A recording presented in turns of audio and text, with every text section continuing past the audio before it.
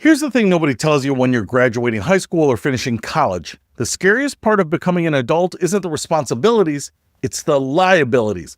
And I'm not talking about debt. Well, not just debt. I'm talking about everything you acquire that becomes an anchor around your financial neck. That apartment lease, that's a liability. That car payment, that's a liability. Even that IKEA furniture you convinced yourself you needed, yep, all liabilities. Here's the brutal truth. Every single thing you acquire on your journey into adulthood can either lose value, get damaged, get destroyed, or just disappear entirely. And when that happens, your money goes with it. But here's another problem. Even when you're renting, even when you technically don't own anything, you're still on the hook. You need that security deposit. You need that first and last month's rent. You need proof of employment, good credit, steady income to even qualify for that mediocre apartment with the suspicious stains on the carpet. And what happens if you lose hours of work? What happens if your job gets cut? What happens when life just happens?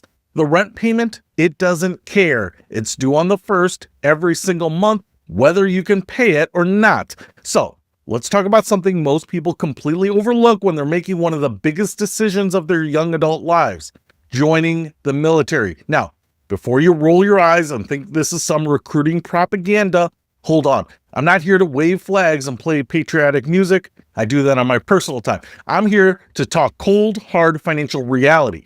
Because yes, serving your country is honorable. Yes, it's a way to give back. But let's be real. It's also one of the smartest financial decisions you can make when you're just starting out. And almost nobody talks about why. So let me paint you a picture.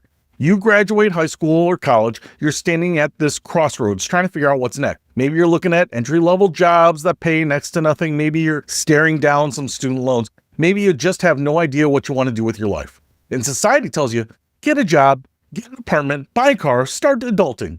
So that's what you do. You find a job that maybe pays $25,000 to $30,000 a year. If you're lucky, you scrape together first and last month's rent plus a security deposit, which drains whatever savings you had. You finance a car because you need to get to work. You buy furniture, kitchen supplies, a TV, maybe a gaming console to keep yourself sane. And just like that, you're trapped. You've got monthly expenses, rent, utilities, car payment, insurance, phone bill, internet, groceries, and all of this is resting on one very fragile thing: your ability to keep that job and maintain that income. One bad month, one unexpected expense, 1 hour reduction at work, and suddenly everything starts crumbling. But here's what's insane. The military eliminates almost all of these liabilities from day one. Let's talk numbers because this is where it gets really interesting. An E1, the absolute lowest rank you can enter the military at, makes $2,319 per month as of 2025. That's about $27,828 a year in base pay. Now you might be thinking, that's not much. And you'd be right if that's all you got. But here's where the military is completely different from any civilian job. That base pay is just the beginning. You also get free housing. And I don't mean you get a housing stipend that you have to stretch. I mean, you literally don't pay rent if you live on base, $0. Or if you choose to live off base, you get BHA, Basic Allowance for Housing, which increased by 5.4% in 2025.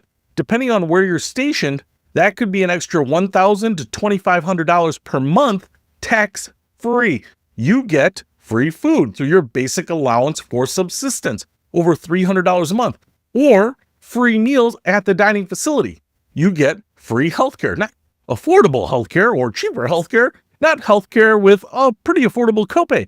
Free healthcare for you and your family. That's TRICARE, and it covers medical, dental, and vision. You get your uniforms provided. Sure, you'll need to buy some of your own eventually, but the military gives you everything you need to get started. And when you move, the military pays for it. They pack up your stuff, ship it, and cover the cost of relocating you and your family. You even get something called dislocation allowance, a one-time payment to help with miscellaneous moving costs. We're talking $1,000 to $2,000 or more depending on your rank and whether you have dependents. So let's add this up. An E1 making roughly $28,000 in base pay, plus housing, plus food, plus healthcare, plus all these other benefits. You're looking at a total compensation package worth $50,000 to $60,000 or more with essentially zero financial liabilities. No rent, no utility bills, no grocery stress, no health insurance premiums, no moving costs. And here's the kicker. Junior enlisted troops receive a targeted 14.5% pay raise in 2025. That's nearly 500,000 service members ranked E4 and below getting significantly more money. Congress is actively working to ensure that even the lowest ranking troops earn over $31,000 in base pay because they recognize the value these people provide. But it gets better.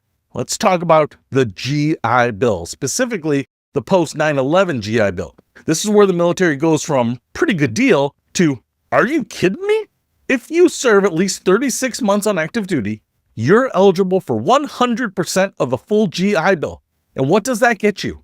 If you attend a public college or university, the GI Bill covers all in-state tuition and fees, every penny. You're not graduating with $50,000 in student loan debt like your civilian peers. If you go to a private school, the GI Bill covers up to $29,920.95 per year as of the 2025-2026 academic year. And many private schools participate in the Yellow Ribbon program, which means they waive the difference between what the GI Bill pays and their actual tuition. Let me translate that for you. If you go to an expensive private university, you can often go for free. Oh, and you also get a monthly housing allowance while you're in school based on the BAH rate for an E5 with dependents in your school zip code. That's typically $1,500 to $2,500 per month, depending on where you go to school, just for going to class. And you get up to $1,000 per year for books and supplies. So let's do the math here. 4 years of college tuition, fully paid. 4 years of housing costs, fully paid. And books and supplies, covered. And you graduate debt-free with a degree and likely with money in your pocket because you were smart about budgeting with that housing allowance. Meanwhile, your civilian friends are walking across that graduation stage with an average of $30,000 to $50,000 in student loan debt that they'll be paying off for at least the next decade. Now, I know what some of you are thinking, but I don't want to be in the military. I don't want to follow orders. I don't want to deal with the structure. That's fair. And I'm not saying military is for everyone. Some people genuinely aren't cut out for it, and that's okay. But here's what I am saying. If you're 18 to 22 years old, you have no clear direction, no financial safety net, and you're about to dive headfirst into the world of liabilities that you're not prepared for, you should at least consider this option, because the military isn't just about giving back to your country. It's about giving yourself a chance to build a foundation without getting crushed by debt and expenses before you even figure out who you are. It's a financial bubble, a predictable, structured environment where your basic needs are met, your income is consistent, and you can actually save money instead of watching it evaporate on rent, utilities, and overpriced avocado toast. And look, I get it. The military isn't glamorous. It's hard work. You're going to be tired. You're going to have to wake up early. You're going to have to follow rules you don't always agree with. But you know what else is hard? Working 2 jobs to pay rent while drowning in credit card debt because your car broke down and you have no emergency fund. That's hard too. I've been there. I know it is. And it doesn't come with free healthcare and a retirement plan. Here's the real secret that most people don't realize until it's too late. Liabilities compound. When you start your adult life by taking on an apartment, a car payment, student loans, and a low-paying job, you're not just broke, you're stuck. You cannot leave that job because you need the income. You can't move because you're locked into a lease. You can't take risks because you have bills to pay. But when the military covers your housing, your food, your healthcare, and even pays for you to go to college later, you have options. You have freedom. You can save money. You can invest. You can travel. You can figure out what you actually want to do with your life without the constant stress of wondering if you're going to make it to next month and have rent. And when you get out, whether that's after 4 years, 8 years, or 20, you'll leave with skills, discipline, leadership experience, a debt-free education, and potentially a retirement pension if you stay in long enough. Compare that to your peers who spent their 20s working dead-end jobs, accumulating debt, and trying to survive paycheck to paycheck. It's not even close. So here's my point, and I'll wrap this up because I know you've got places to be. Joining the military when you're starting out isn't just about patriotism. It's about strategy. It's about recognizing that adulthood is expensive. Life is unpredictable, and liabilities can drown you before you even get started. The military gives you a chance to hit pause on all of that, to live in a financial ecosystem where your basic needs are covered, your income is stable, and you can actually build wealth instead of just trying to stay afloat. Is it the right choice for everyone? Absolutely not. But is it one of the smartest financial decisions you can make when you're young and broke? Absolutely. So before you sign that lease, finance that car, and dive headfirst into a lifetime of liabilities, at least think about it. Because sometimes the best way to move forward is to let someone else cover the basics while you figure out your next move. And trust me, 20 years from now, when your friends are still paying off their student loans and you're sitting on a nice nest egg with zero debt, you'll be glad you did. I hope that helps. I'll see you later.